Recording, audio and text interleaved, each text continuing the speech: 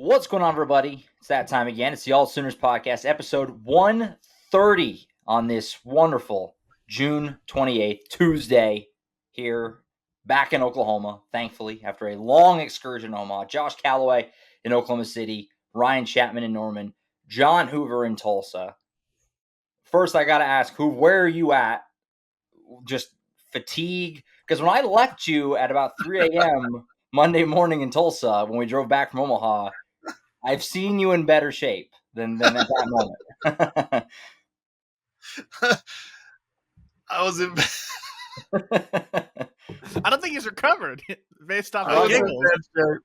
Yeah, I was in really bad shape. It's not every day that you want your employees to see you throwing up in your own front yard, but that happened. That happened on what do we call it? Sunday night, or are we calling it Monday morning? It was 3 a.m. So I think we moved into Monday morning at that point. I pulled into the driveway. That was as tired as I've been in a long time. Getting you safely to Broken Arrow, but then you soldiered on to Oklahoma City another hour and 40 minutes. So yeah, it was okay. I just blasted music the whole way, just max volume. It worked okay. It was rough because we put in 13 hard days in Omaha. I've never done that before, and at any point in my career have I ever spent 13 days out of town somewhere on assignment. Never. So shout out OU baseball, man. They got it done all the way up to the last two games. That was an impressive run those guys were on.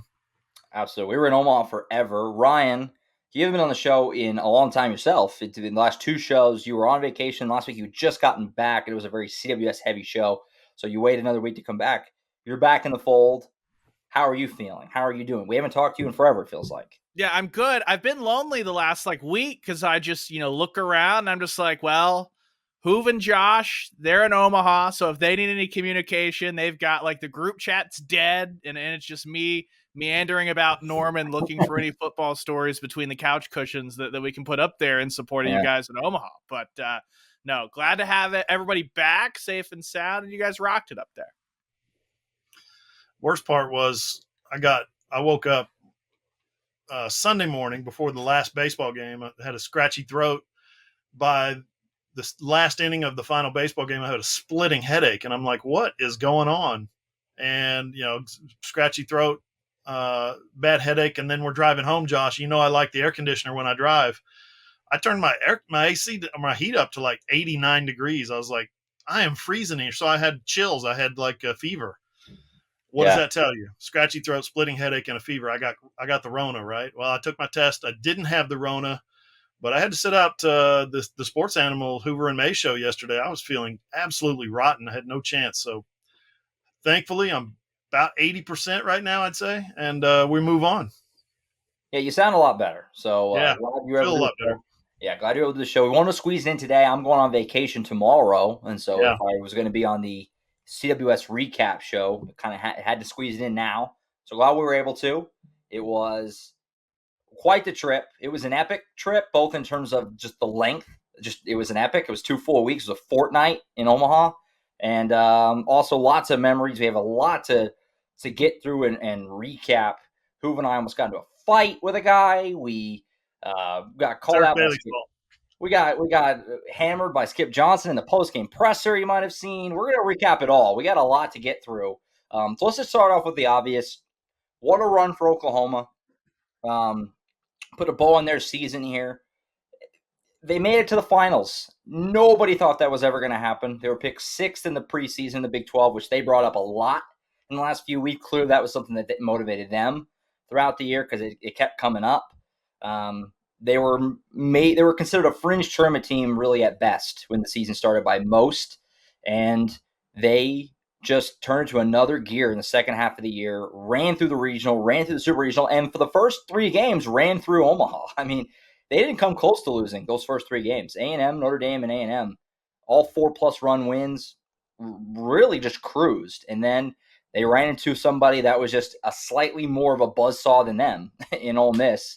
A crazy run in their own right. They were the last at-large team in, and they run through and win their first national title for their baseball program.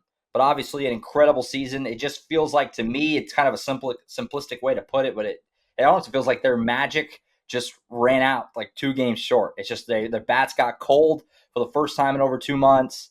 Trevin Michael got hit for the first time in over 2 months. Like, it just, all the hot streaks that just seemed like they would never end, they just ran out just a little bit too short, just short of finishing the whole thing off.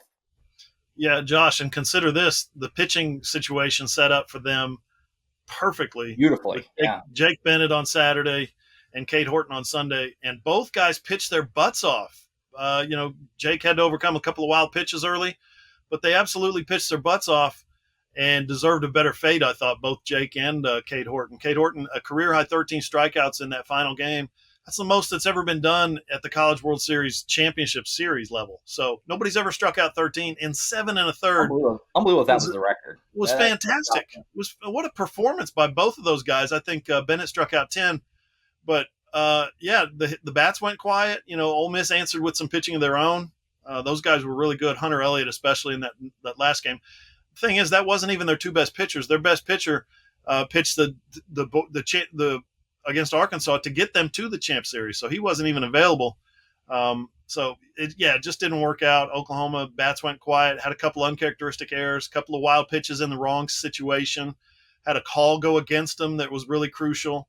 Wasn't the wrong call, but I think the rule needs to be examined as it stands. But just overall, what a season. You asked Skip the question, can you look at this season with any measure of satisfaction, or is it too soon? He said, no, I can't, because I wanted to win the national championship this year. So, Great season. Second place finish. What's that? OU's 3rd runner-up, national runner-up this year in team sports. So that's pretty damn good. Yeah, and you get to the Saturday, Sunday, and the things they hadn't done right. You mentioned a couple of wild pitches, a couple of errors on Saturday, and then Sunday, the controversial call, and then immediately Ole Miss answers. You talk about all that on the normal scope of any baseball series. It's like, yeah, those are the thin margins. You heap on that Oklahoma was just absent in Omaha, that the Oklahoma fan base did not show up like Ole Miss's fan base, and that it is, guys, you were there, obviously, but on the broadcast, the only time you could find Oklahoma fans is when they cut specifically to the OU section. It sounded like that place was a madhouse. It's an uphill battle to pull yourself out of those momentum swings anyway. When there's 20,000 Ole Miss fans there, it makes it even harder. I think the team got let down by the fan base a little bit when it got to the Champ Series weekend. Yeah, Ryan, you're right. I was down in the photo well for both games, and both the Saturday game, for sure the Saturday game. I can't remember very well the Sunday game. I was in a fog. But the Saturday game, I made the remark. Well, I shot the first 3.5 innings. I came upstairs, and I made the remark to Josh. Not one time did I hear the words "Boomer" from the fan base. Not one time. Whereas in previous games where it was more 50-50, you would hear it all the time. You would hear it constantly. And I say 50-50. I'm talking about 50% of the fan base that was participating in the game. The rest of it was, local Omaha. But yeah, when it came to the championship series, it was the estimate was 20,000. I think that's probably a little high because there's so many neutral fans who come from Omaha and surrounding areas. But just in terms of a 4-to-1 ratio, Ole Miss fans to OU fans, that's probably a little low. It was probably closer to 5-to-1 or 6-to-1. That was a rough performance by the Sooner fans. Yeah, I'm glad you brought that up, Ryan, because, I wanted to touch on that. That was rough in the championship specifically because, like who said, against Texas A&M and against Notre Dame, I don't know if it was 50-50, but it was close. It was relatively an even crowd. It was not close at all in the championship. We were in Oxford. The amount of OU fans that were there would be about what I would expect literally in Oxford. It was like the traveling, visiting, like that's what it was like. That crowd was. Like Bianco said, it was like an Ole Miss football game. He said he basically said it was better than any home field advantage they'd ever had. They was like, that was a football. I've never even seen Swayze like that. Their home stadium. It was nuts. The crowd was just a sea of that light blue and red. That's everywhere in the towels that they use and everything. And they did the PA and the in-house MCs at the game did like a Boomer Sooner thing, and it was like crickets. And they did the hottie toddy, and it was like, holy moly, it is just thundering in here. So that was a rough scene. And the stereotype that OU fans only care about football that's why that stereotype exists. That was a very poor showing in the championship. Yeah. And it's funny Shout because out. it was bad in the first game, and it was worse in the second game. I mean, it was like, are there even OU fans here in the second game? So that was a rough look, I think, for OU fans. Shout out to the fans that made it, to the 3,000 or 4,000 that went up there for that game, because that's more than you get at an OU home game, right? They got a small stadium and they don't fill it up very often. So the ones who did make it, that's a lot of fans. But boy, oh boy, is there not more baseball fans in the nation than that to go to Omaha for the championship series? I'm not going to say it was disappointing. It didn't matter to me, but for the team, I'm sure they looked up and thought, well, this sucks. Yeah, nobody they had cares to. about OU baseball. That's the thing. Omaha is 6 hours up the road from Oklahoma City and Tulsa. I don't know how far it is from Mississippi, but it's further. So, well, and I've seen a lot of the discourse about this online being, well, this is one of the few fan bases that cares about baseball, all that stuff with Ole Miss. OU fans, buckle up. If that was your response to that and not a we need to do better, then you're going to be in for a rude awakening in the SEC. Florida gymnastics, Alabama gymnastics, LSU gymnastics. It's that way. Softball, obviously OU's not going to have any problems with softball fan support. They're going to be one of the best. Football, that stadium, guys, I've missed 3 home games in my 25 years on this earth. That's how many times I haven't been in Gaylord Stadium when Oklahoma's played. I know what that stadium can sound like. It doesn't sound like it should every single Saturday. More times than not, recently the fans have to be challenged to bring that kind of atmosphere. right. You're going to walk into Lexington, and they're going to be like, what is happening? Kentucky has no shot at winning this game, and these fans are about to set something on fire. Like, that's what it is like in the SEC. They are loons. They're crazy people. You're stepping in with the asylum of collegiate sports as far as fan bases go. Buckle up. It's going to be like that everywhere. Yeah. And it's really like that for baseball, too, man. They love their baseball. There's about 10 programs over there. We've seen the numbers that average, the ranked number 1 through 10 in season attendance. They're in the SEC. So Oklahoma's not on that list yet. It's going to take a while for them to get there. Skip Johnson said himself, I can't remember when he said it. We talked to him so much in Omaha, but he said at some point where, he said SEC, they're baseball fans. They treat it like football pretty much. I mean, and we're talking to some Ole Miss reporters up there, and they said, oh, yeah, baseball is the number 2 sport for Ole Miss for sure. I mean, it's football is king, but baseball's next for a lot of those SEC schools. And so, yeah, OU's going to have to – that was tough. It was a tough scene. It was an Ole Miss home game to a T, and you have 25,000 people. And this team was really good about playing on the road, and they talked about how much they loved playing on the road. And I believe them. They weren't lying, obviously, but it's a different animal when it's 20,000 plus in your face in the Natty. That's a different beast altogether, so and how much of an effect it had, it's hard to quantify, but it's, the wild pitches, the errors, you feel like that played a part in that. So tough look, obviously, for Oklahoma fans for sure. So looking ahead to next season a little bit before we wrap up some other stuff in Omaha, talk about what Skip had to say to us in the postgame. It feels like there's a window of opportunity here for OU baseball to seize this momentum and ride it into like being a perennial, ranked contender, be ready for Omaha all the time. I saw it in a way too early rankings. They always have those in football and stuff. That OU, I think, number 4 for next year. They should be really good next year. They're going to lose a lot, but they should be really good. They already have gotten some transfer movement, and they still have a lot of these guys coming back, and some big decisions. What Kate Horton does is obviously huge, but just some early thoughts on what the program is doing and where it's headed, because it feels like if they can get off to a good start next year, we've already seen them get some donations and stuff over the last few weeks. Some renovation projects have gotten some more steps. It feels like they can get off to a good start next year with a nice preseason ranking. They may have a chance to elevate this program. What do you guys think as far as just the status, I guess, of OU baseball after this run? Yeah, it's weird to quantify. It's hard because baseball is so tenuous. You can lose like a freshman pitcher of the year, Kate Horton, right? You lose him for the year and you don't make the NCAA tournament. You get him back and you go to the College World Series finals. Baseball can turn like that. So it's hard to judge what they're going to do next year, which we tried to do earlier this year, Josh, and fell flat. I should say I fell flat on my face. You gave the team a lot more credit.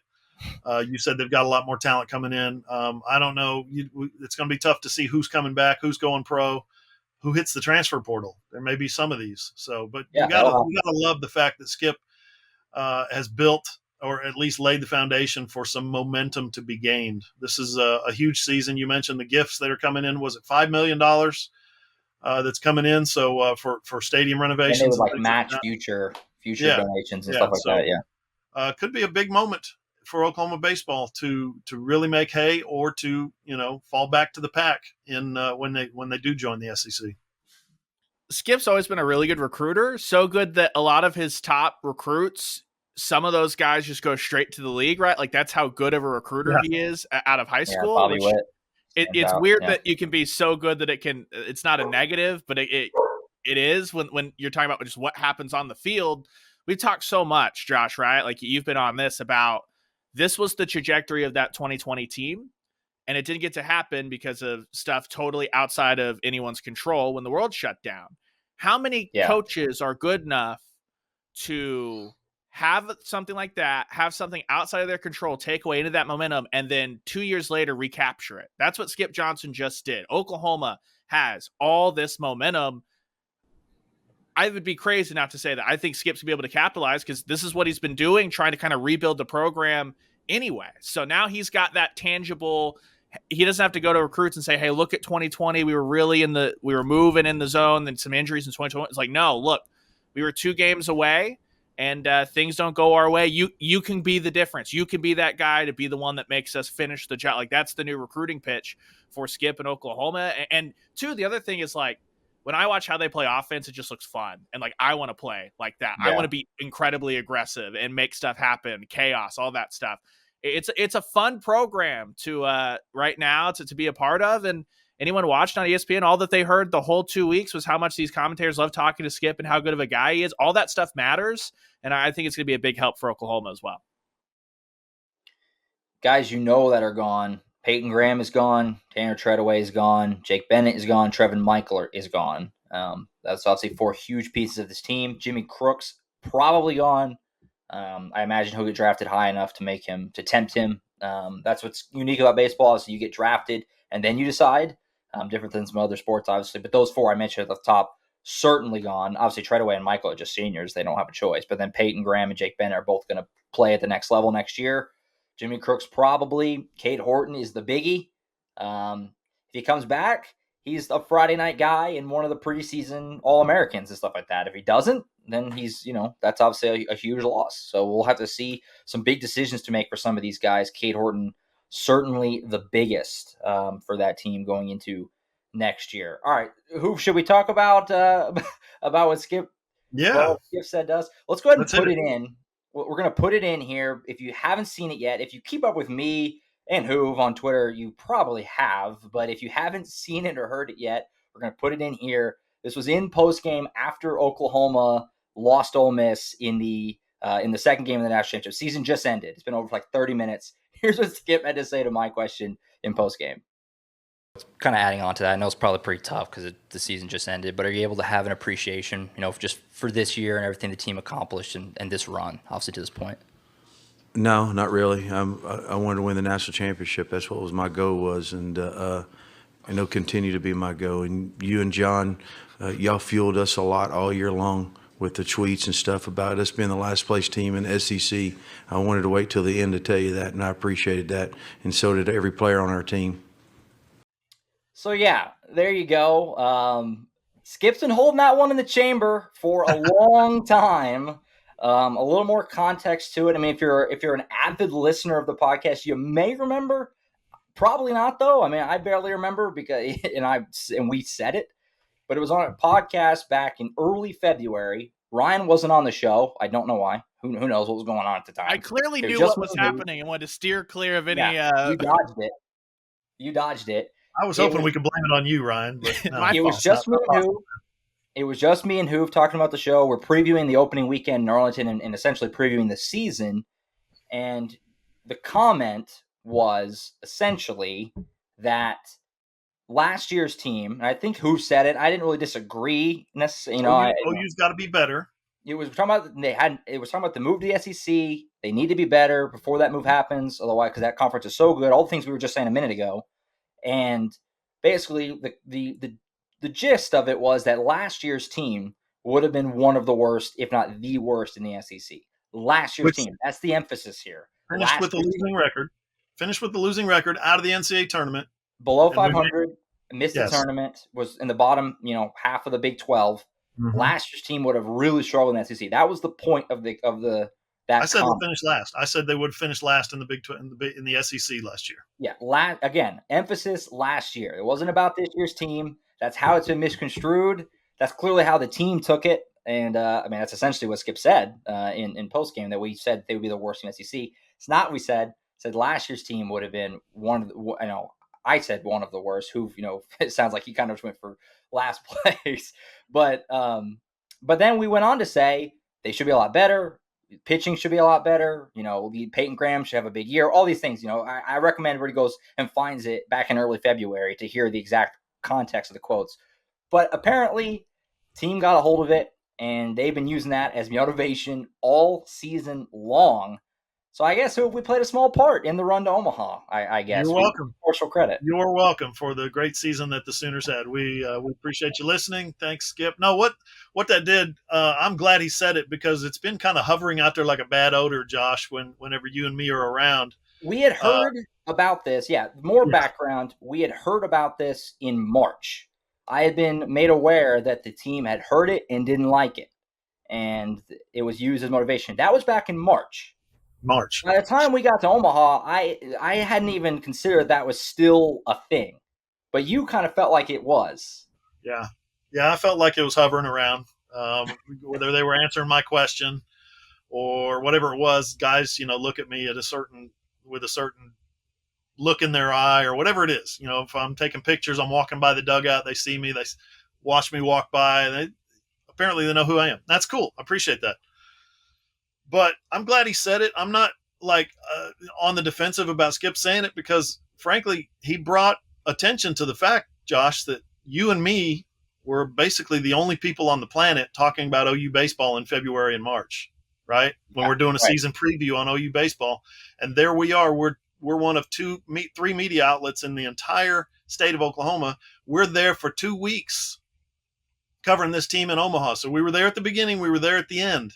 And we covered everything in between. So, yeah, no, I'm real proud of that. The fact that, they heard something that we said. They valued it enough to use it as motivation. I could see where it would be clipped on your iPhone, some kind of little clip that you do, little screen cap or whatever, and plug it in to the external aux speaker, and boom, you play that over and over and over in the locker room on a weekly basis or a daily basis. I don't know what their motivation was, but I'm not mad about that at all. I think that's fantastic. And if you can get better because some media hack like me is saying this team needs to be better, then get better. Use it to get better. Use that as motivation to get better. Yeah. That's exactly what they did. And I'm very, very cool with that. I'm actually very flattered by it.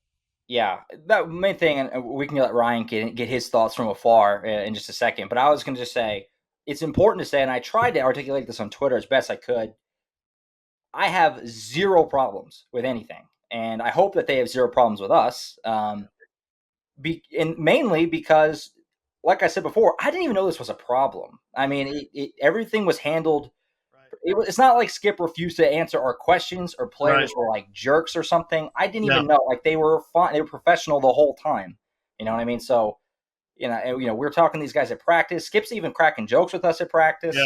Goofing around with your camera while you were trying to shoot something. Yeah, I'm shooting Blake Robertson and Skip's messing with my buttons on the camera. I mean, it was fine. So, I mean, that's where it would be a little, I guess, I don't know, frustrating or upsetting, I guess, if it was, we were denied access or something. That never happened. So, I got no beef. And he shook our hand afterward. Press conference ended. He shook both of our hands. We said, thank you for the season, keeping it professional. And he thanked us for the coverage. I mean, it's fine. So, I think people are so excited to Skip owned the media. Yeah. That they see it as some big thing. It's been made out a little bit bigger than it was. I think it was, we said something, they used it as motivation. And I love that Skip waited till the season was over to throw it in my face. That's awesome. It was so great. And but yeah, I have no problems with anything. And so I look forward to covering the team again next year. I mean, People on Twitter said he called us out. I said, no, he credited us. He credited us for the motivation. So you're welcome. Ryan, what are your thoughts from afar? This is all unfolding. Imagine my surprise on Sunday night as I'm just laying down, watching some Netflix, trying to do my weekly, hey, what's going on? And a person that we all know and work very closely with throughout our various stuff in sports sends that to me and goes, Chapman, your coworkers seem to be having a good time up there in Omaha. And I was like, what is this? What is going on? It's back. It's incredible. It's incredible because, again, we talked about this in March. That's when I was made aware of it. And apparently it lingered all the way until the end of June, that's pretty wild. But again, I want to, in a slight defense, that comment was made about last year's team. We said that this year's team would be better. And all that. So, but that's batting 1,000. That's batting 1,000. Look, if you want to get into the nitty gritty, what we do writing wise coverage is here's the news, here's what's happening. When we step into the podcast, we talk about that, but it's a space to give your opinions. If you give your opinions about sports long enough, someone's not going to like it and someone's going to use that and you're going to be wrong. Sure. A couple of us go on the radio every day. Josh, you're on the radio a ton with both of us. If you have a running record of your opinions long enough, You're going to be very right and very wrong about a lot of things. It comes with the territory. Yeah, and to Hoop's point earlier, we're one, and I don't mean this as a braggadocious thing, but it's going to come up that way. We're one of the only place that covers OU baseball incredibly closely. So anything that we put out there gets magnified. I mean, people are, the team is going to see it. I mean, tons of parents of players follow me on Twitter. Multiple players follow me on Twitter. Some assistant coaches follow me on Twitter. Anything I put out there, the team sees it. I know that they do. So, that comes with the territory, obviously, of being one of the, I consider us, one of the authorities on covering this team. I mean, we're one of the, the top spot, in my opinion. I mean, it was as far as covering every game of the entire year. So that's how it goes. You're 99% of that top spot coverage, Josh. So congratulations to you, man. I mean, you did a great job this season. I appreciate it. It was a fun season. I look forward to it next year. I love college baseball. It was a blast. My last trip to Omaha, by the way. But what about the Runza? You're not going to get another Runza? I can order those from DoorDash or something, can I? You don't have those down here. On deck next year? Am I on deck next year for the, hey, just know you need to plan your vacation around the Women's College World Series and the Men's College World Series, just in case. It was quite the journey in Omaha. Before we get out of here, though, I must say, that was not the worst thing that happened to us in Omaha. We about got into a fight.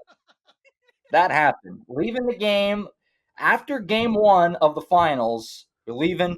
It's late at night. Not mega late, but late, 11 or so.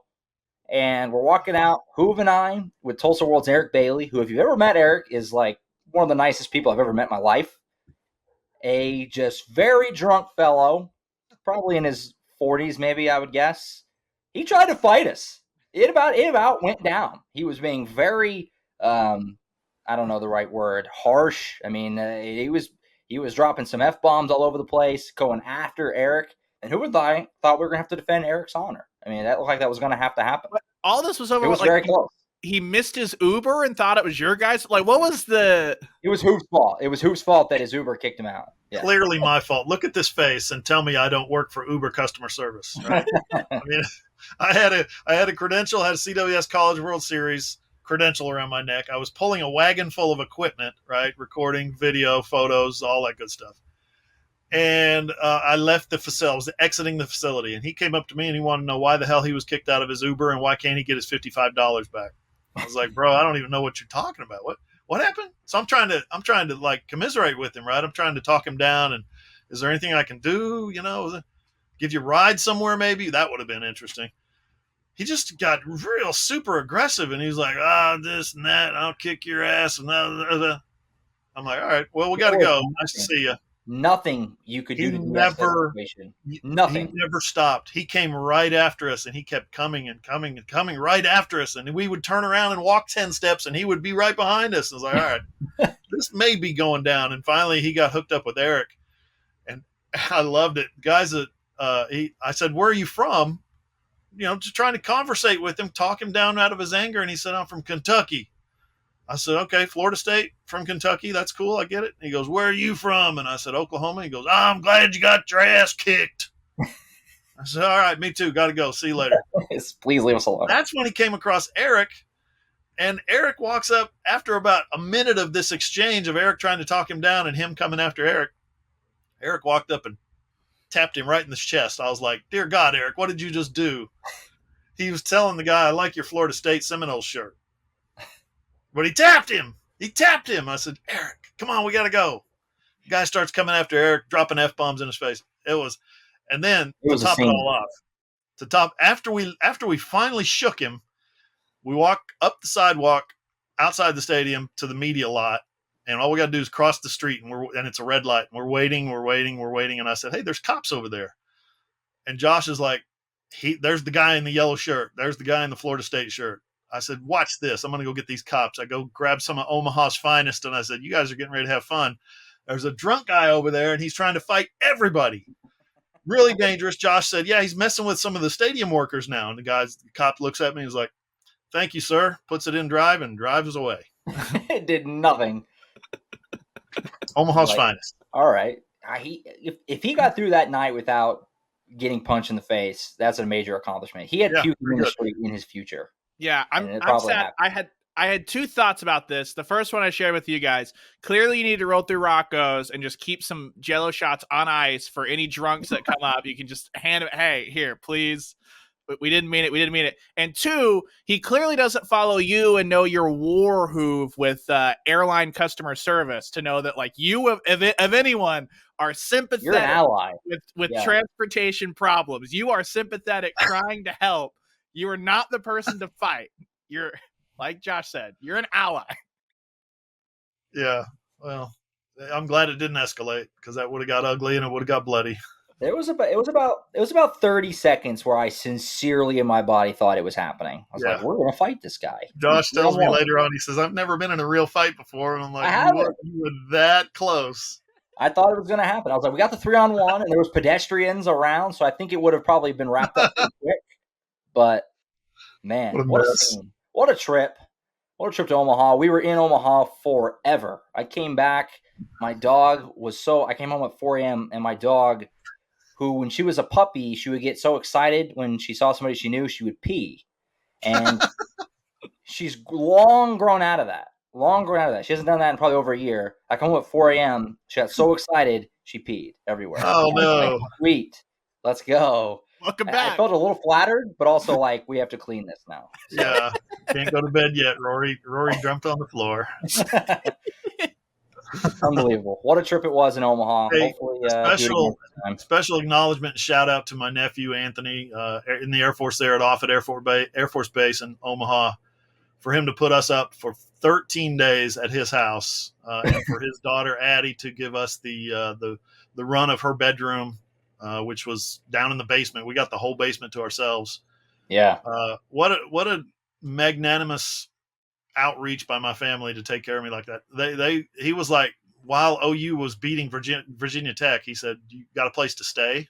I said, not yet. Media Hotel's $150 a night. He's like, you stay with me, please. So pretty cool. That really helped, and allowed all Sooners to send 2 guys there instead of just 1. Right. And like who said, it was us, it was Eddie Ratto and Sooner Scoop, and it was our good friend Lee Benson with News 9. That was it as far as media there from start to finish. So thankful that we got to do that. It was a once-in-a-lifetime thing to cover the thing from start to finish. It was something I'll never forget. It was a blast up there in Omaha. All right, that closed the book on that. Took a timeout. Got some football stuff to get through. We talked to our good old buddy Baker this morning. We'll talk about what he had to say about the Browns and all that good stuff. And we have a whole lot of recruiting to talk about. So we'll do that next on the AllSooners Podcast.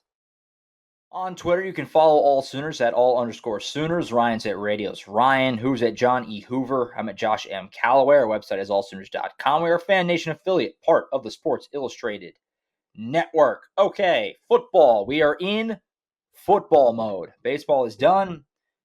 There's no other sports going on. We are officially into football mode completely. We kind of always are in Oklahoma, but officially, we are 67 days as it stands right now from the start of the season, OU and UTEP. Big 12 Media Days are 2 weeks away, 2 weeks from tomorrow. That's insane. So we have that coming up. Fast. SEC Media Days right after that for Hoove. Here we go. We're in football mode. But before we get to OU and recruiting and some other stuff going on, let's talk about our guy Baker. So he had his football camp today in Norman. He was kind enough to let media come and talk to him for 10 minutes or so, however long it was. And Ryan and I made our way over there. He talked about the Browns because the latest rumor is that Deshaun Watson may get suspended for the entire season. And so the question was, well, Browns are about to not have a quarterback at all. Would it be possible that Baker would consider playing another year with the Browns? He pretty much said no. And he didn't completely say no, but he pretty much did. He left like a tiny bit of wiggle room. But it sounds like there's pretty much no shot he goes back to the Browns. What did you guys think? I don't know who of you got to see the exact comments or not, but what are some thoughts, I guess, from what Baker had to say today? As he said both sides have kind of agreed to go their separate ways, I think is the gist of what he had said. So we'll see. We'll see where he winds up. Cleveland's in a pickle, that's for sure. I'll say this real quick. You guys were there. I'll let you talk on it mostly, but just the obvious is that his relationship with Cleveland is over. Both parties want to move on, and he's perfectly fine with that. The question becomes, is it Carolina or is it Seattle? Carolina is not nearly as good a position for him as Seattle is. What's the back end do for him? Is there more money? Is there a bigger contract? Is there more incentives? What's going on there? He's got to go to Seattle, doesn't he? I mean, Carolina is a terrible situation, isn't it? Well, I mean, Matt Rule was actively campaigning for every college football job worth anything that basically opened this last offseason. On top of that, there's also that rumor floating out there that not only is Seattle interested in bringing in Baker Mayfield, but they're interested in bringing him in and then extending him immediately before a game's even played. That's dream scenario for Baker. Even if you're not getting the top end money you think or whatever, it's a prove it year for Baker. Last year was contract, coming off an injury, all that stuff. Lock in that security, ball out, then get your money. I think that would be an ideal scenario. But you work back to what he kind of talked about today. He was kind of poked and prodded about the Cleveland thing, and he had said, clearly both sides, mutually have decided to go their own ways. We're both ready to move on.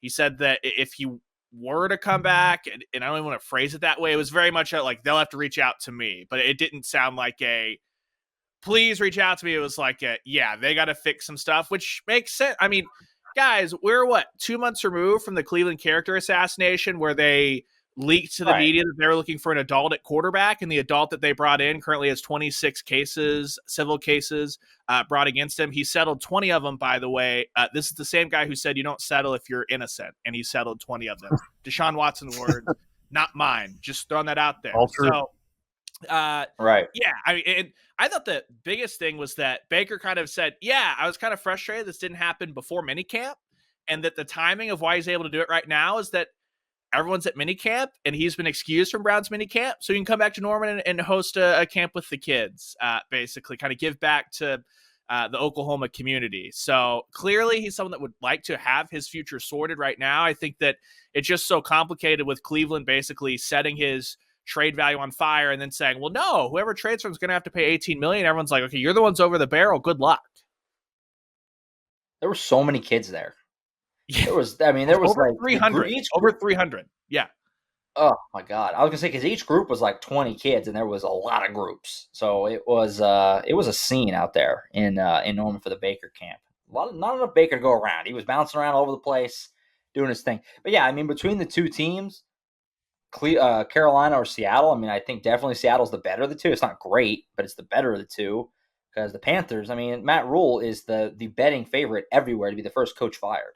I mean, that's not where you want to go to in a contract year to try and prove your worth. Because if he goes, if Baker has a bad season next year, or his team even has a bad year, even if it's not really even his fault, he's gonna be a free agent at like the worst time ever. Like, he's not going to get another starting job after that. He's gonna have to wait for an injury or something. Like, so next year is a huge year for him. So you definitely don't want to waste it in Carolina. Their coaching staff is not. I think in their OC, I think it might be Ben McAdoo. Like like come on, that's not the spot for Baker. Not that Seattle's great, but it's better of the two. He's got receivers in Seattle. He's got some proven receivers for sure. DK Metcalf, which is just throw him the ball, and Tyler Lockett. Yeah, he's got some options out there. Yeah.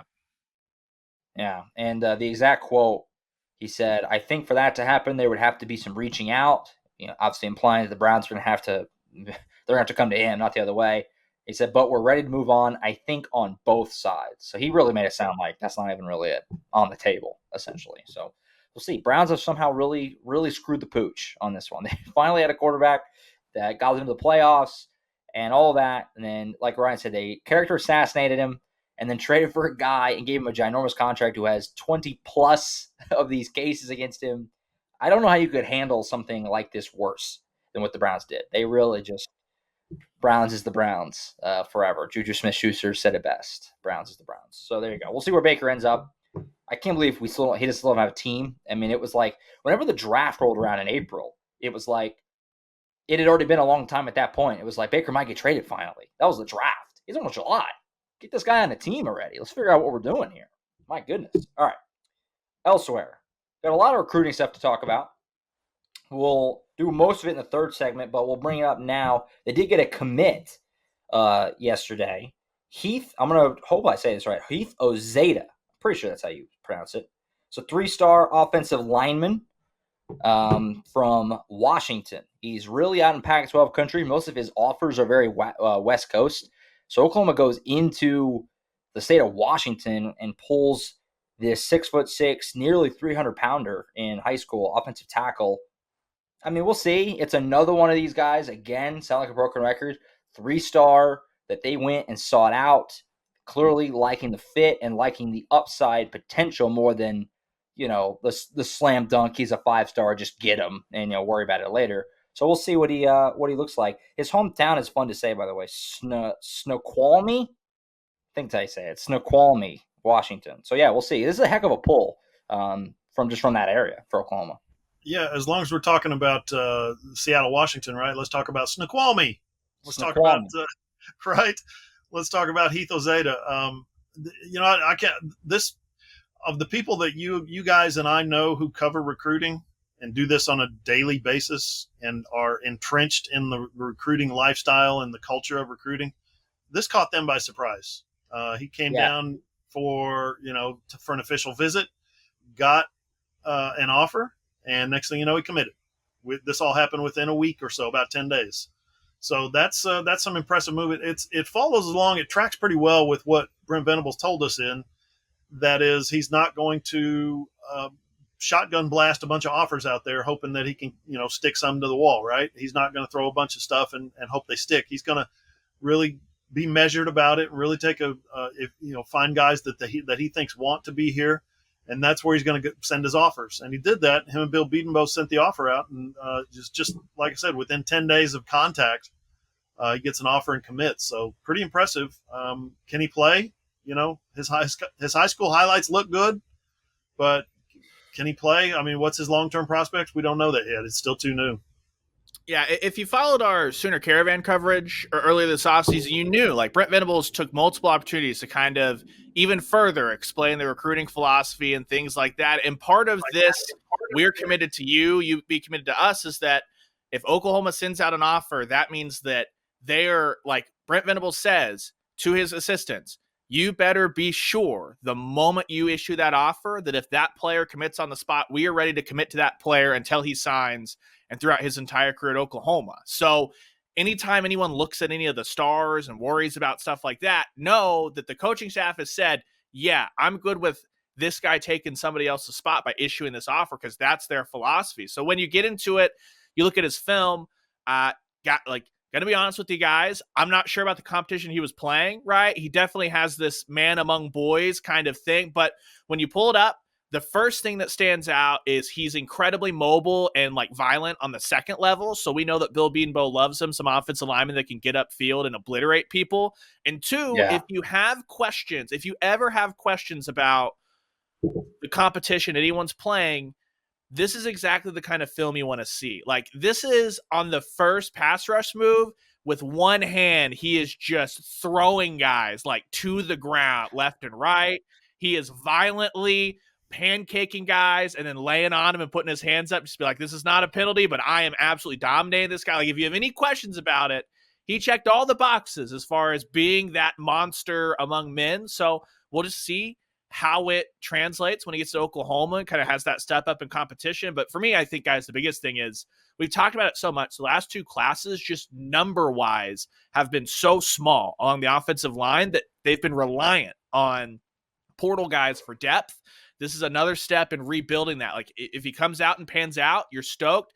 If not, he's a guy that comes in and provides that depth. And OU's not going into every offseason looking for 3 linemen in the portal to come in and just be backups. It's the 8th commit for OU in the 23 class. 247 Sports has them currently ranked 38 number recruiting class. Obviously, still don't have that many commits. There's been I don't know, I would call it mild panic from OU fans. The crazies have kind of started to get upset, especially with how things have picked up for Texas recently, and we'll talk about a little bit about that in the third segment.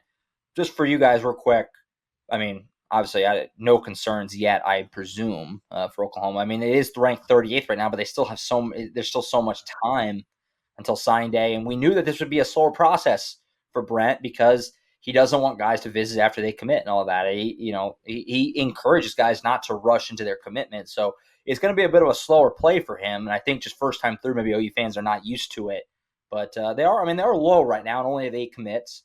But, I mean, is there any concern for you guys there right now? For me, not really. No, and I'll tell you why, because they've got their 5-star quarterback in Jackson Arnold. They now have their second offensive lineman. He joins Joshua Bates. They've got a running back, they've got a wide receiver, and they're starting to supplement the defense. Cade McIntyre, we'll see which way he goes. But no, they're filling positions, they're filling holes, they're filling needs right now that they see. I expect they'll probably finish with 4 or 5 offensive linemen is usually the number that's typical. If you get to 6, then there's currently a problem and you need more, kind of thing. But I think, guys, that when we evaluate recruiting classes from now on, we're going to have to start doing something to take for account the transfer portal. Well, how much of that transfer portal does it weigh into the 2023 class? They may sign 16, and then bring in 10 from the transfer portal again.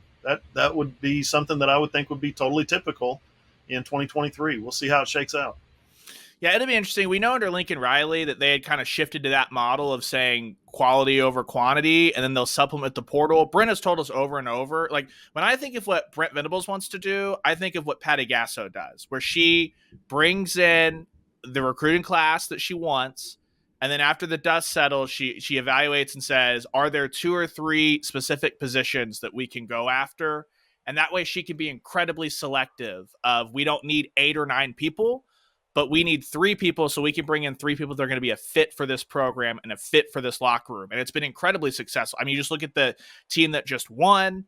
You've got Hope Troutwine, you've got Jana Johns, Taylon Snow, all by way of that Alyssa Brito still on the team. You look to a year ago, half that pitching staff between Shannon Sale, Giselle Ward, like, that's what I kind of imagine. So if you're freaking out about recruiting now, remember, first off, Jackson Arnold, if you were lukewarm on him when he committed, he's gotten his 5th star just about everywhere. So that's a good evaluation, right? You've got Caden Green, who is due up here on July 8th, the big-time offensive tackle. OU's felt great about him for a long time. So July 9th, you might be excited if that holds true. And all those elite defensive targets are still on the board. And if you're a crystal ball watcher, you've been really excited about some of the stuff that's gone out, right, over the last month. Brent Venables told us, just chill. July is when a lot of those guys come off the board. Yeah. That's right before the senior season. The people that want to get it done before the senior season look at the class after July, and then you're looking to late October, November for those guys that decide late in the process. It's just going to be different. It is under Brent Venables. This is what Clemson has done for a decade, and they've been just fine with this recruiting strategy. Sure. Yeah. So there is a lot of commits coming right now. All around the country, lots of commit. When you're seeing guys set their dates just about every single day right now. So, going to be a hectic month of July, I think, in recruiting. I think you're going to have to keep your head on a swivel really at all times over the next month or so as we get closer to fall camp and all that stuff. So, all right, we got more recruiting to talk about. We're going to take a break, though, before we get into it. Some other stuff to talk about on that front and some news around the Big 12 that is of interest. We'll talk about that next on the AllSooners Podcast.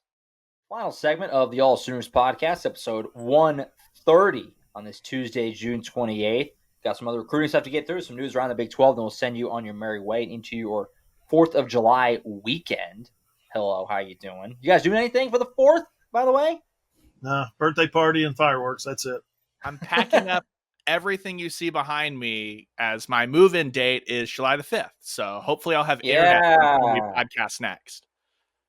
Ryan is What a stepping move. out into the big boy world, is stepping out into the Again. grown-up world. Congratulations, man. We were in the grown-up world pre-COVID, and shout out to my loving parents who are just like, everything's wild, your lease is up, don't pay rent anywhere, like get resettled with COVID. So we're back. The football season was just too hectic for me to have time to move, basically. Yeah, gotcha. No, I feel. No, that's awesome. So yeah, I'm excited for this coming football season. Things seem to be a lot more settled for us. Now there's going to be some adjustments, obviously, with post game being in person and little things like that. But I think we're going to get off to a very fast start this year, as opposed to like last year. We were kind of feeling it out for a little while. I think we're going to have to have a much faster start this year. I'm excited for it. It's not that far away. Just a little over 2 months of that first game. So some other recruiting stuff to talk about here, and then we'll talk about some Big 12 things and get out of here. How about that, Josh? Real quick, the final Zoom press conference was Lincoln Riley scooting away, saying he's not going to hire a special teams coach. And then the next thing we had was Bob Stoops, Joe Castiglione, and Joe Harris live in person saying, Well, we got a coach coming. You guys have got to get on board. We to did be have fair, one we did more, have the too. hour and a half Brent Zoom. We had the Yeah. hour and a half Brent Zoom on signing day. Signing day, yeah, but I'm talking about the team itself. Yeah. Post game, all that kind of stuff. Sure. Immediacy. Yeah, we had Brent. Well, we had him for 45 minutes sketch, and then an hour and a half Legit. Yeah. actual Wi-Fi. Yeah, the Wi-Fi was in service On his phone. on his phone. Holding it. We talked about Holding that at his the time. for an hour and a half, bro. Outrageous. Still doesn't get talked about enough. All time. He sets records all the time. That there's no. It's like Guinness Book of World Records has a record for that. Well, he has the longest Zoom call with reporters by holding his own phone. in All time Guinness performance. World, yeah, history. All timer from Brent. So other recruiting stuff here. They want to talk about Derrick LeBlanc, who is a very talented defensive lineman. 4 stars, 6'4", 270 from Florida. Number 7 DL and 247 Sports Composite. Number 3 by 247 Sports, his rankings in-house. Number 3 in the country in his class D lineman. He had OU in his top 3 of the day, along with Florida, the in-state school, and Penn State. So you have a somewhat rare final 3 recruiting battle from 3 different conferences and very different areas of the country vying for this guy. He's really good. He's going to commit on July 28th, so we have some time to kind of dig into that a little more and look into that before we get there. But OU in his top 3 of the day. I think that was just yesterday, actually. My brain's kind of mush right now. But yeah, I mean, he's a very talented player. I'm excited to see what he looks like and if Oklahoma could bring him in, because that would be a significant add, obviously, if they did. That would be a big one. And Big one. I think the 3 finalists are, like you said, in-state. He's from Kissimmee, Florida. In-state Gators, Oklahoma, and then Penn State. I mean, culturally, Right. That's what I'm saying. Like, totally different. throw in, Yeah. throw in UCLA, and maybe you get a little, or Wyoming or something like that. Maybe you get a slightly cultural difference. But I'm really interested in that. Those are his 3. I've never seen those 3 before as a finalist. So that's interesting. But you wonder what impact Brent Venables and Todd Bates had, in their relationship with him at Clemson. That's got to be something that is, because Clemson's not in his top 3, but Oklahoma is, and those guys knew him when they were there. So that sounds like it's got the potential to be something big. But I think the consensus is, and this is forecasting and prognosticating and crystal balling and whatnot, the consensus is that he's going to go to Florida. Yeah, that region of the country is Venables and Bates, bread and butter. And remember, guys, it wasn't that long ago when we talk about recruiting cycles where OU fans would have just celebrated being in this top 3, right?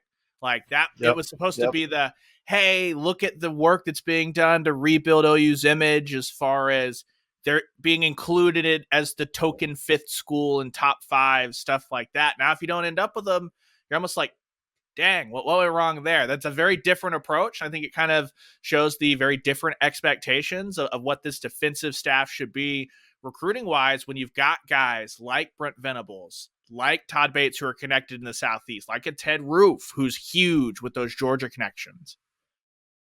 Yeah. Yeah, so we'll keep an eye on LeBlanc over the next month. We'll see if Oklahoma can position themselves there. Like who said, crystal balls are mostly to Florida now, but there's still a month, and kids change their minds quickly. So there's still a month for that commit day, July 28th. We'll see if OU can position themselves when that time comes. Elsewhere, there's some other things going on. I do want to touch, as it was just earlier today, Musa Kane, 3-star safety, had Oklahoma. Was it a final 3 with Oklahoma in it? Ended up committing to Duke earlier. He's from New Jersey, so kind of a tough recruiting battle for Oklahoma to go into New Jersey. I mean, they've done it, but go into New Jersey and get a 3-star safety. But he committed to Duke this morning. Ryan, you wrote the story about Mr. Kane. Just just a quick little thoughts, I guess, from you. Not that this is some groundbreaking, the recruiting is falling in the toilet because they missed out on 3-star safety from New Jersey, but just touching on it. Yeah, the most interesting thing was when he came in for junior day, you're like, wow, why Oklahoma and New Jersey? He was one of a couple of kind of real Northeast, not DMV, but like straight up New Jersey guys that were brought in, ended up going to Duke, great relationships at Duke. Again, this is no big, oh no, the sky's falling, stuff like that. But look, we're hitting that season in July where a lot of these guys are narrowing down top 3s to number 1s. And I think that you've got a guy like Caleb Spencer on board already, where if you, for whatever reason, if you raise your eyebrow at this, just go look at Caleb Spencer's highlight tape. We've got it on AllSooners.com. Just type in Caleb Spencer, All Sooners. You'll be happy with what you're getting. And there's a lot of massive targets still on the board for Oklahoma defensively here over the next couple of months. So, quick question. Musa Kane came to Oklahoma twice, as you mentioned, once for junior day and then first week of June. Duke beat Oklahoma for a football player? Am I reading that right? Oklahoma lost to Duke for a recruit? Wow. Penn State. What just happened? Yeah, Penn State also lost it. Look, he's got great relationships, specifically with his position coach on that Duke staff. So, also he's going to play. Coach K is gone. He just wants to. He's no Coach K there anymore. So it's going to be loosey goosey out there. He's going to party. No shots at anyone or anything. Homie's going to play at Duke. We'll just leave it at that. The last time this happened, was it Sheldon Richardson? Basketball player from Oklahoma City? Maybe, yeah. Maybe. Am I getting that right? Yeah, no. So Oklahoma had him had him out in June, which tells me they were still recruiting him.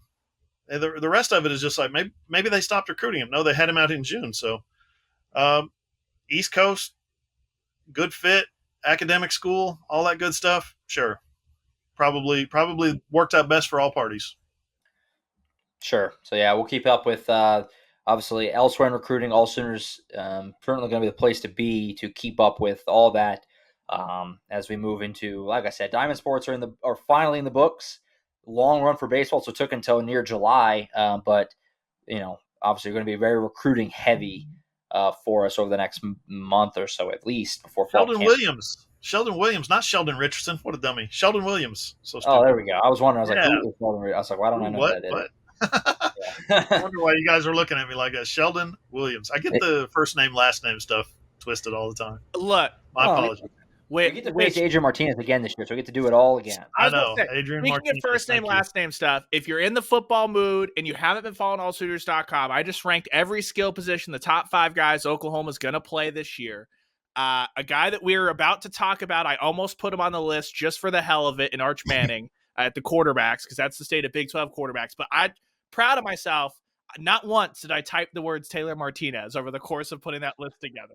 And that would have been all on you, Hoove. You're the one that has us all screwed up and scrambled about Taylor Martinez versus Adrian Martinez. I can't remember who else I did that with, but I did it with somebody else. Did it like 8 times. You did it with Caleb Williams and Caleb Kelly. It happened a lot too. Well, you did Caleb it with Kelly? The Deggies as well, between West Virginia and Tech. That's it. That's the other one. Yep. Yeah, K-State week. K-State week this year. It's early in the year. I think it's like the first Big 12 home game, if I remember correctly, on the schedule. So that'll be right. That's right after we play. After OU, we go to Nebraska too. So it's set up for you. I'm going to be so confused. It's set up for you to really mess with you. Are we worried Nebraska about quarterback? Adrian Martinez. Real quick, are we worried about Thompson's at Nebraska now? So are we worried about what the helium shortage is going to do to our friends in Lincoln if they don't have the balloons to not release because they're not scoring at all this year? I don't know what's gonna happen down up there at Memorial Stadium. I read a story, season opener only this year. yeah, that's disappointing. I've never been to Lincoln. I want the full thing. Yeah, season opener only is when they're going to do that. You got 2 months to fix that, Nebraska. Yeah. Joe needs to call up and be like, hey, can we ship you some tanks of helium just for the OU game? Like, we will subsidize one thing so that we can just have it in all its glory. How about you don't blow them in the opener and you save them for the OU game? All these boring-ass Science Channel shows that I watch tell me over and over that hydrogen and helium are the most abundant elements in the universe. How are we having a helium shortage right now? Good. I don't know. It's really good question. It's sickening, though. I'll tell you that. I'm pretty upset by the lack of balloons. Scout the dog. They have 2 months to fix that. Yeah, Scout the dog's furious. She was laying on the bed until we started talking about this helium shortage. Now she wants to be a part of the podcast. If we're going to have to drive up to Nebraska for the second time in less than 3 months, I better see some damn balloons. That's all I'm saying. Elsewhere in the Big 12, like Ryan mentioned, Arch Manning committed to Texas. Now, obviously, I don't know if we've ever talked about a commit to another school before, but this is a little different than normal. So the Arch show is going to be in the Big 12. OU is going to face Arch Manning, barring a decommitment, obviously, before signing day or something like that. This is nuts. I don't know what to make of it. I do think Arch Manning is pretty good. I don't know. It's hard to say like the number one, prospect ever thing because it's so hard because it is his name. How much is that affecting? And guys, I watched some high school highlights. He played at a very low level of high school football out there. He's running around from guys who are like half his size and D linemen that are like, that is not the SEC that he's going to be in. And, you know what I mean? So I do think he's really good. I'm not one of these people that's like, he would be a nobody if his last name was different or something like that. I do think he's good.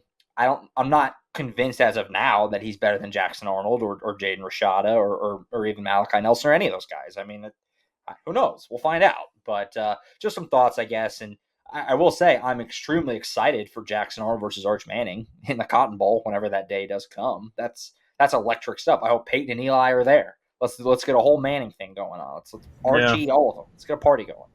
That could be fun. I'm in line with you, Josh. I'm not saying that he's not the best. I'm not saying that he's I'll be honest, I haven't evaluated him, okay? But I listen to the people who do evaluate him, and I don't care if he goes to Texas or Alabama or Oklahoma or anywhere else. Just telling you, the people who do evaluate him, I've heard so many people come back from these 7-on-7s and these Elite 11s and say, you know who I think is better? I think this kid is better. I think the kid from Allen is better. Allen, Texas, Michael Hawkins. I think the Jackson Arnold's better. I think Malachi Nelson's better. I've heard that from about 4, and Rashada is another one. And I've heard that from you guys who have seen these players up close and say, you know who I think is better? And I keep hearing that, and I'm like, yeah, but he's the perfect rating from 24/7 Sports Composite, right? He's got to be elite. Is he better than Quinn Ewers? A year ago, people were telling me no. Now they're telling me yes. So, man, I don't know. I will say this: and it hasn't yet exploded at Oklahoma like we thought it might. I think there's a spark or some smolder. But when you get that quarterback in the class, everything else starts to firm up and shape up and really get sharp in some positions. Texas has got, I read today, correct me if I'm wrong, Texas has gotten 7 commits in the last 4 days since Arch Manning committed. That's where you get your quarterback, and then you start getting talent around him. It happened last year with Oklahoma and Caleb Williams. You get that quarterback, that 5-star, that number 1 guy, all of a sudden everybody wants to play with him. That happened last year at OU. It's happening right now at Texas. I want to see it happen. If Oklahoma's going to be able to compete with Texas, they're going to need to see it happen with Jackson Arnold.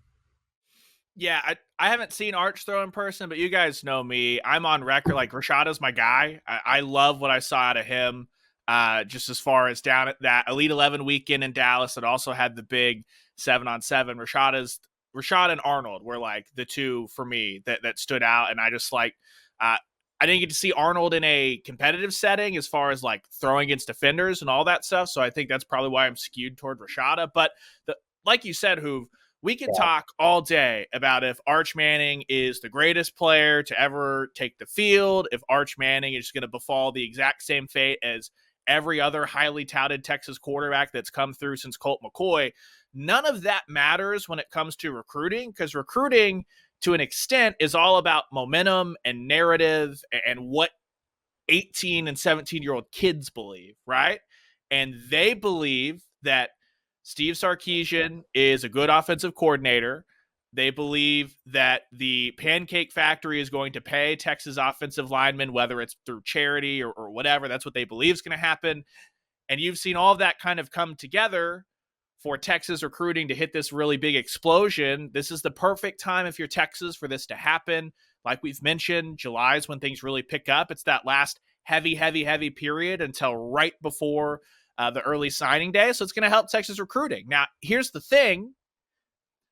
Texas, as long as it's existed, has been among the best recruiters in the country, and very few times have they ever done anything with it. Right. Steve Sarkisian, throughout his whole career, has been a good recruiter, and look at his career coaching numbers from Washington, from USC, and from last year, where he's supposed to have taken in all this information from Nick Saban and become out a new man, and that team could only play 2 quarters of football at a high level last year. So will this be the moment that it flips it?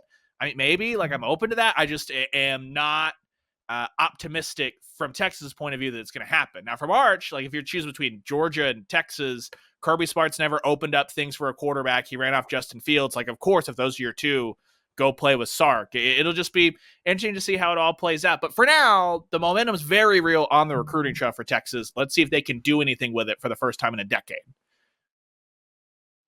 Yeah, I mean, that was one of my main thoughts about it was, and again, I'm not even somebody who thinks Arch Manning's a bust or something. I don't want to make it sound like that, but when has recruiting ever been the problem with Texas? I mean, that's never been an issue. That's never been the issue. It goes far beyond that. So I'm not convinced at all that he's going to come in and save the day by any stretch. So we'll see what it looks like. We'll see what Quinn Ewers looks like this year. And there's a lot to be determined. And for me, and I said this at the time of the hire, and I'll continue to say it, and I'll have egg on my face if I'm wrong. I think Steve Sarkisian is not the guy in Texas. I hated the hire at the time. It wasn't a very good first year. And, I mean, I can't remember exactly what I said. I think I may have tweeted. I'll have to find the tweet. I think I said 3 or 4 years they'll be looking for a coach again. I was not a fan of that hire whenever they brought him in. And so that's part of it, too, is I don't think Sark is the guy. And Arch Manning can't fix if Sark isn't the guy. So we'll find out. The good news is we get to find out. It takes some. We'll have to wait a while, but we're gonna get to find out eventually. And I'm excited to see Arch Manning. It's crazy that he's actually like committing, because it seems like we've just been hearing about him and his name and all that forever. So the fact that he's actually like picked a school and we're getting close to him in college is kind of nuts in a way. All right, last thing before we get out of here, send you on your way. 4th of July weekend, we got a new Big 12 commish. The Bowlesby era is over, and over emphatically. They went a totally different direction here from Mr. Bowlesby. Brett Yormark is going to be the new Big 12 commish, according to multiple reports. He's the COO, I should say, of Jay-Z's agency Rock Nation. That's where he comes from. He's also was the CEO of the Barclays Center and the Nets for 14 years. Also, there's that Jay-Z connection also. So this is a totally different. This is a total zag instead of zig from Bowlesby. Obviously, these guys are very different backgrounds. It's a forward-thinking hire. I have no idea what to make of it. It seems like I appreciate the Big 12 thinking outside the box a little. I'll give him that. I assume he'll talk at media days in a couple weeks, so we'll get to hear him then, I presume. But yeah, I mean, interesting hire, obviously. I don't think anybody expected this. It seemed to, even the really big insiders, the Ross Dellingers, the Feldmans, they seemed a little caught off guard by this. Ross was the first to report it last night for Sports Illustrated. So, it caught him by surprise, caught us all by surprise for the most part. Thinking outside the box, sometimes it works if you're a conference, and sometimes it doesn't. Pac-12 hired Larry Scott. Pac-12 was a player when Larry Scott arrived from the Professional Tennis Tour and the Women's Tennis Association. We see now what disarray the Pac-12 is in. So I think we can say that was not a good hire, or at least they didn't follow his leadership, whatever that situation was. Others, Kevin Warren, the new commish at the Big Ten, he practiced law previously. He got into sports administration roles with the Rams and the Lions and the Vikings, and then he goes into being a conference commissioner. Trying to think. Mike Slive, former conference commissioner at the SEC, he started out as a judge and lawyer, got into sports administration, was a commissioner of 2 other sports leagues before the SEC hired him. And then his replacement, Greg Sankey, did you guys know his first job was as intramurals director at Utica College? Hell yeah. Hey, we need somebody in here to make these schedules for this intramural team. Can we get somebody in here? And 20 years from now, he's going to be the most powerful man in collegiate sports. What? So it's just sometimes you hire somebody to think outside the box. Clive Koff over in the Pac-12, the new guy in the Pac-12. Yeah. Came from MGM. He's another guy. He was at MGM Sports and Entertainment, MGM Resorts, working in Vegas. So sometimes it works. Sometimes it doesn't. I think Lawrence Skavanik is the president at Texas Tech. He told us back on June 3rd that him and Linda Livingstone and Douglas Garrod at Kansas, Livingstone's at Baylor, he said on June 3rd, Big 12 spring meetings, he told us that they were on track to identify their next commissioner at Big 12 Media Days. So that's what the target date has been. Apparently Ross got a little information ahead of their timetable. So when they do announce him, it's going to be kind of anticlimactic. But we've got some questions for him for sure, such as how do you go from what people thought was a record company, Rock Nation, right? Representation in entertainment, sports, and music, to commissioner of the Big 12 Conference and trying to drag this conference out of what feels like the Stone Age and put them into the space age. They got to think ahead. They got to think about the future. They can't think about the past. They can't be reactionary anymore. They need a commissioner that's going to do that. I think the biggest thing is on the docket for the Big 12, grant of rights coming up, need an extension, need a good deal, right, as far as the TV deal, all that stuff. This is a guy that has negotiated a TV deal before. Now, it hasn't been a college football, a conference TV deal, but he at least has been in the room, understands kind of the needs, stuff like that. So that's one thing, is that you've got that. I wouldn't have picked anyone from the current Big 12 brass to renegotiate any kind of TV deal and feel confident about that, because it's been a disaster for the Big 12. So that's something there. But like you said, who outside the box can go really good, really bad. We just won't know until 10 years from now when we're like, did the Big 12 do something that helped them survive and stay ahead of the curve as a team that's negotiating from a position of weakness, aka they don't have Oklahoma and Texas that they're selling anymore, right? Or is this going to be almost two? The other thing is, what is the dream scenario for the Big 12? Because I think that everyone kind of needs to recalibrate what their expectations are of what would a great scenario be for a conference that just lost from the TV perspective. They're by far 2 best products. So it'll be interesting to see what he can do, because I don't think it's a conference with a ton of leverage, regardless of if Sankey gets appointed, the commissioner or not. Sankey comes in, doesn't change the fact that you just lost Oklahoma and Texas.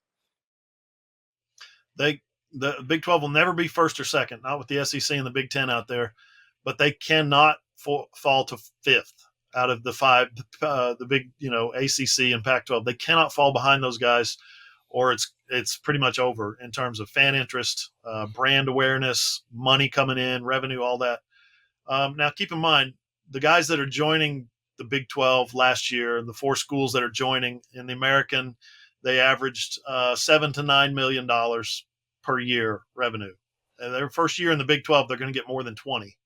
And when they're fully vested, they're going to get close to 45 or 50 million. So that's not all bad. It's not all doom and gloom, but you lose your negotiating power when you're not higher on that list. When you go back into the boardroom to negotiate with the TV networks, you're falling down the list, and they put you behind the others in terms of priority, in terms of how much they're going to pay you, in terms of what your inventory is worth. So that's where it all comes together for me is can this new commissioner take these new properties in the Big 12, Houston, UCF, Cincinnati, and BYU, can he take them, welcome them in, integrate them collegiately, everybody get along, everybody be pulling on the same rope, and then make it all profitable? That's going to be a tall task.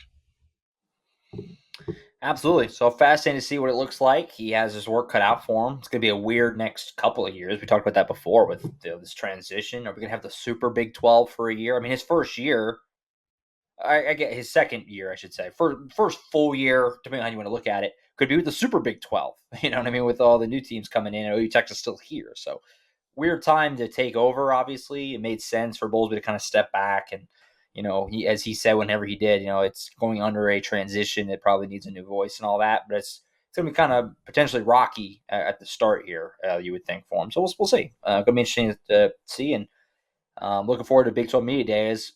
Obviously, Bob Bowlesby is the king of kind of a very monotone and droll. I'm just curious if the new guys like that. Did they go back to the well, or do we have somebody with a little more life up there? That's my only real question, and we'll find out in a couple of weeks at AT&T Stadium. Just 2 weeks from tomorrow, amazingly. So that's it. That's all we got. Good show. I'll be seeing you guys. We'll do the show again next week. I hit New York. This time tomorrow, I'll be in Yankee Stadium. So that's kind of a wild thing. Traveling. Wild. But back from Omaha and back out to it. So, but yeah, good stuff. How are you guys feeling? I'm jealous. Are you, or are you glad you get to be home? I'm really glad to be home, but I always prefer to be in Yankee Stadium. Come on.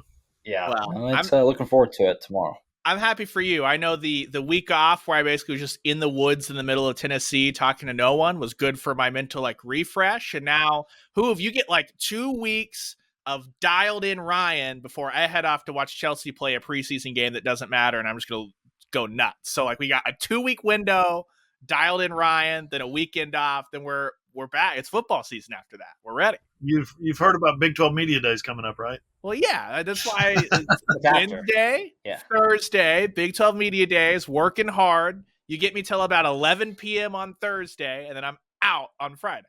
We're jetting out. Can't wait. Yeah, we got to find it. We're going to have to squeeze in. Our summer was severely shortened by these diamond sports being so good, so we have to find a way to squeeze in our vacations and get our days off, because once football season starts, it's locked in.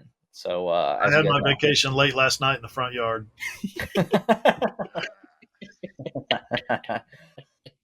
What a scene! What a scene it was. I was like, "You gonna make it, man? You gonna make it to your house or driving down the road?"